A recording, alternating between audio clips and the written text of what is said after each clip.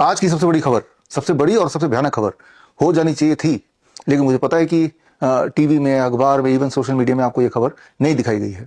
खबर ही कुछ ऐसी है। सीधे खबर पे चलते हैं। खबर ये है, एक अपडेट आया, सीडीसी ने मजबूरी में एक अपडेट किया। सीडीसी का मतलब centre for disease control.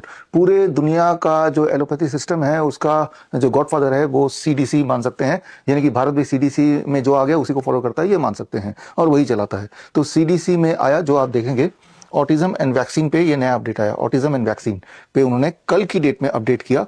Actually पिछले कई महीनों से मैं आपको बताता आ रहा हूं कि वैक्सीन्स की वजह से ही ऑटिज्म होता है और हमारे देश में हर 100 में से एक बच्चा ऑटिस्टिक हो चुका है। आफ्टर ऑल 24, 25, इवन 30 वैक्सीन बच्चों को लगाई जाने जा रही हैं, जबकि याद कीजिए मेरे उम्र के लोग उस वक्त 3-4 वैक्सीन लगते थे। तो जैसे जैसे वैक्सीन की मात्रा बढ़ती जा रही है वैसे वैसे ऑटिज्म एंड एडीएचडी बढ़ता जा रहा है। हमारे देश में इस वक्त 50 लाख ऑटिज्म के पेशेंट है, 2 से 3 करोड़ एडीएचडी के पेशेंट है, attention deficit hyper activity disorder, यानी कि साधारण भाषा में कुछ लोग इसे मंदबुद्धि बोलते हैं। तो जो पेरेंट्स इसे सुन रहे हैं, अगर वो चाहते हैं कि वो उनका बच्चा मंदबुद्धि की कैटेगरी में ना आ जाए, तो एक ही काम करना है, किसी भी हालत में किसी भी तरह का वैक्सीन नहीं देना है। ये बात मैं कई बार बताया है, पिछले कई महीनों से बताता आ रहा हूं, लेकिन ये बात हजम नहीं होती वैक्सीन इंडस्ट्री को, डॉक्टर्स को। 22 सितंबर 2025 में ट्रंप ने प्रेस कॉन्फ्रेंस करके जब ये बताया कि वैक्सीन की वजह से ही ऑटिज्म होता है, तो ट्रंप को बहुत सारा क्रिटिसिज्म झेलना पड़ा पूरे दुनिया में। जैसा आप देख रहे हैं, रिपोर्ट्स आने लगी कि ट्रंप ने जो बोला वो अनसाइंटिफिक है, एविडेंस बेस्ड नहीं है और ऐसा कुछ नहीं है, वैक्सीन इज सेफ, इस तरह के न्यूज आने लगे। भारत में भी ये न्यूज आए। ट्रंप के बयान को खंडित करते हुए ये न्यूज आया कि ट्रंप ने जो बोला there is no scientific evidence of it. लेकिन असलियत यह है कि वैक्सीन से ही ऑटिज्म होता है, एडीएचडी होता है। इसका एविडेंस का इतना बड़ा भंडार है, इतना बड़ा समुंदर है कि उस सारे एविडेंस को देखते हुए, हजारों हजारों एविडेंस को देखते हुए सीडीसी को फाइनली कल 19 नवंबर को ये मानना पड़ा और ये डालना पड़ा कि हाँ, वैक्सीन और ऑटिज्म का कनेक्शन है। और आगे अगर आप देखें, the claim vaccine do not cause autism is not an evidence based claim because the study have not ruled out the possibility that infant vaccine causes autism. तो ठीक से, और अगला लाइन आप देखें, studies supporting a link have been ignored by the health authorities. ऐसे 1970 से लेके अभी तक 2025 नवंबर तक ऐसे हजारों हजारों स्टडीज आए हैं जो बार बार ये प्रूव करते हैं कि वैक्सीन लगाया और लगाने के बाद बच्चे को ऑटिज्म हो गया, वैक्सीन लगाया लगाने के बाद बच्चे को एडीएचडी हो गया, वैक्सीन लगाया लगाने के बाद बच्चे को ऑटोइम्यून डिजीज हो गया, डायबिटीज टाइप 1 हो गया या इवन कैंसर एक्सेट्रा हो गया। तो ये सारे स्टडीज हैं, लेकिन ये सारे स्टडीज सिर्फ जर्नल तक ही हैं और वो मेन स्ट्रीम मीडिया में नहीं आते, इवन सोशल मीडिया में भी नहीं आते। बल्कि ये जो वीडियो आप फेसबुक में देख रहे हैं, इंस्टाग्राम में देख रहे हैं, यही वाला वीडियो लेके अगर आप अपने यूट्यूब चैनल में डालेंगे तो आप देखेंगे एक मैजिक होगा, अगले 24 घंटे में ये वीडियो उड़ा दिया जाएगा, सेंसर कर दिया जाएगा। लेकिन फिर से डालेंगे तो हो सकता है आपका चैनल भी उड़ जाए। तो पूरी तरह से इस न्यूज को दबाया जा रहा है लगातार, क्योंकि वैक्सीन इंडस्ट्री खतरे पे आ जाएगी अगर लोग जागरूक हो जाएंगे, लोगों को पता चल जाएगा। जरा सोच के देखिए, कौन पेरेंट ये चाहेंगे कि उनका बच्चा ऑटिस्टिक पैदा हो जाए या ऑटिस्टिक हो जाए या एडीएचडी का शिकार हो जाए, मंदबुद्धि बन जाए, स्पेशल स्कूल में डालना पड़े और जीवन भर उन पे निर्भर रहे, कोई भी काम इंडिपेंडेंट ना कर पाए। कौन चाहेगा? सोशल सेटिंग फिट ना बैठ पाए, कौन चाहेगा? कोई भी नहीं चाहेगा। लेकिन एक भ्रम फैलाया गया है वैक्सीन इंडस्ट्री के माध्यम से, एलोपैथिक लॉबी के माध्यम से, कि वैक्सीन आर सेफ। और इस की वजह से आप देख रहे हैं कि जो ज्यादा पढ़े लिखे लोग हैं वो वैक्सीन बच्चों को लगाए जा रहे हैं, वैक्सीन लगाए जा रहे हैं। हो क्या रहा है, धीरे धीरे बच्चे की जो इंटेलेक्चुअल एबिलिटी वो खत्म हो रही है। लेकिन कई बार इंटेलेक्चुअल एबिलिटी इस हद तक खत्म हो जाती है कि वो ऑटिज्म की कैटेगरी में आ जाते हैं, एडीएचडी की कैटेगरी में आ जाते हैं। और जो बात मैं बता रहा हूं, ये माता पिता अगर आप ध्यान से अपने बच्चे को के ग्रोथ को देखेंगे, जो छोटे बच्चों के, तो आप गौर करेंगे कि जब जब वैक्सीन लगाया उसके बाद से बच्चा सुस्त सा पड़ गया। और ऐसे मेरे पास इस वक्त करीब 5000 ऐसे पेरेंट है, 5000 ऑटिज्म और एडीएचडी वाले।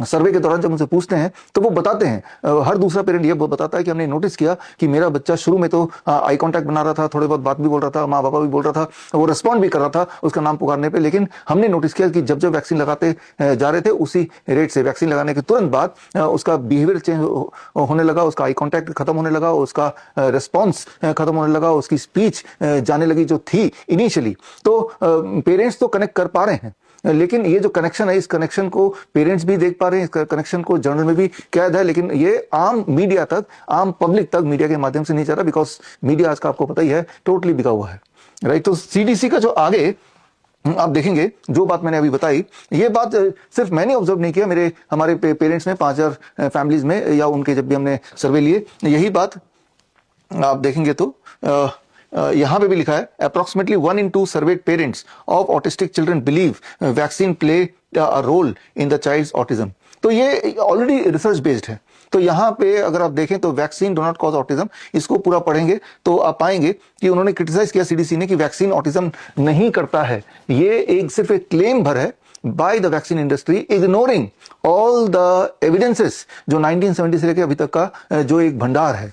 हमारे 1001 ऑटिज्म और एडीएचडी के ऐसे बच्चे जो एक टाइम पे ऑटिज्म और एडीएचडी था, लेकिन हमसे मिलने के कुछ दिनों के अंदर उनका ऑटिज्म भी ठीक हो गया, उनका एडीएचडी भी ठीक हो गया। यानी कि उनका आई कांटेक्ट दोबारा एस्टैब्लिश हो गया, स्पीच आ गई, टो वॉकिंग गायब हो गया, रेस्पॉन्सिवनेस बढ़ गया, हाइपर एक्टिविटी कम हो गया, जो सारे क्लासिक सिम्टम्स थे वो धीरे धीरे वैनिश होने लगे बाय फॉलोइंग अ प्रोटोकॉल जिसको हम बोलते हैं can protocol, cure autism now protocol. ये होम बेस्ड टेक्निक है जिसमें वो पेरेंट्स को अपने बच्चों को हमारे पास से हमारे हॉस्पिटल या क्लिनिक लाने की जरूरत नहीं होती है, अपने घर में बैठ के ही फ्री में मुफ्त में जो जो बातें हम बताते जा रहे हैं सुबह से शाम तक, बच्चे के डाइट में, बच्चे के लाइफस्टाइल में क्या डालना है और क्या नहीं डालना है। क्या नहीं डालने में बड़ी सिंपल बातें हैं, एंटीबायोटिक्स, एंटीपायरेटिक, एंटीवायरल, इस तरह के कफ सिरप वगैरह ये बिल्कुल नहीं देना है, नंबर 1। नंबर 2, अब और वैक्सीन नहीं देने, जो बहुत छोटे बच्चे इनके वैक्सीन का शेड्यूल खत्म नहीं हुआ, don't give any more vaccine. Number 3, all kind of stimulants जो बच्चे को देते हैं फास्ट फूड के नाम पे, वो नहीं देना है। नंबर 4, जो इलेक्ट्रोमैग्नेटिक फील्ड एक्सपोजर मोबाइल के माध्यम से, आईपैड के माध्यम से उसको मिनिमाइज करना है, राइट। और number 5, all kind of animal protein. Animal protein कहाँ होता है? डेयरी प्रोडक्ट में, नॉनवेज में होता है, या ग्लूटेन जैसे व्हीट, राइट। इन सबको डिस्कार्ड करना है, कम करना है। और कैन प्रोटोकॉल फॉलो करना है, मतलब जिसमें नीम थेरेपी है, डीआईपी राइट है, ग्राउंडिंग है, सनशाइन है, अम्ली फर्मेंटेड ड्रिंक है जो कि घर पे ही बनाना है। जब पेरेंट्स डूज एंड डोंट्स को फॉलो करते हैं तो magically with in 3-4 days to 7 days they start seeing the child is recovering. तो बोलने का मतलब यह है कि ऑटिज्म को अगर रोकना चाहते हैं तो वैक्सीन लगाना बंद करना होगा। और जिनको अभी भी लगता है कि नहीं वैक्सीन लगाना जरूरी है बीमारियों से बचाने के लिए, वैक्सीन से ऑटिज्म नहीं होता है, तो खैर मैं बोलना चाहता हूं फिर फैसला कीजिए कि अपने बच्चे को खतरनाक डेडली वैक्सीन देना है या नहीं देना है। अगर आपको मेरी बात पे थोड़ा भी शक आ रहा है तो ये जो रिसर्च पेपर है, ये जो सीडीसी का जो अपना पेज है, centre for disease control, government of US का, अब खुद ही पढ़िए। पढ़ने के बाद वही डॉक्टर के पास जाइए जिस डॉक्टर ने बच्चे को वैक्सीन लगाने बोला या लगाया था, कि भाई ये क्या है, राइट। तो आप को थोड़ा थोड़ा पता लगेगा कि किस तरह से आपको बहका के आपके हेल्दी बच्चे को एक न्यूरो डेवलपमेंटल डिजीज की तरफ धकेला जा रहा है। तो यहाँ पे 2 बात से मैं कंक्लूड करूंगा। पहला तो ये कि ऑटिज्म एंड एडीएचडी को आप रोक सकते हैं होने से। उसके लिए क्या करना है? सबसे पहले तो अवॉइड टेकिंग एनी वैक्सीन। और जिनको ये लगता है कि वैक्सीन लेने से कुछ फायदा हो सकता है, कोई बीमारी रुक सकती है, पोलियो रुक सकता है, तो एक बार मेरी किताब पढ़ेंगे तो उसके अंदर एविडेंस है। और दूसरी बड़ी बात, अगर किसी बच्चे को ऑटिज्म और एडीएचडी है ही तो वो पूरी तरह से या एटलीस्ट 70-80% तो ठीक हो ही सकते हैं, और वो भी घर बैठे, वो भी कुछ दिनों में ही हो सकते हैं, वो भी मुफ्त में हो सकते हैं। तो ऐसे बच्चों के पेरेंट्स अगर सुन रहे हैं मुझे, तो हमारी जो ऑटिज्म की टीम है, ऑटिज्म की डॉक्टर्स की एक स्पेशल टीम है, वो आपको कांटेक्ट करेगी और आपको गाइडलाइन देगी कि आपके बच्चे को क्या करना है, कैसे करना है, कब करना है, क्यों करना है, किस प्रकार करना है। वो बदलाव करते जाएंगे आप, वो बदलाव में बच्चे में क्या बदलाव आ रहा है वो रिपोर्ट करते जाएंगे। ये सारा ऑनलाइन है, व्हाट्सएप बेस्ड है, और आप देखेंगे कि एक मैजिक होगा, राइट। सो इरादा बड़ा सिंपल है इस वीडियो को बनाने का, कि पहला तो ऑटिज्म हो ही ना, उसके लिए क्या करें, और दूसरा जिनको हो गया वो घर बैठे मुफ्त में कैसे ठीक हो।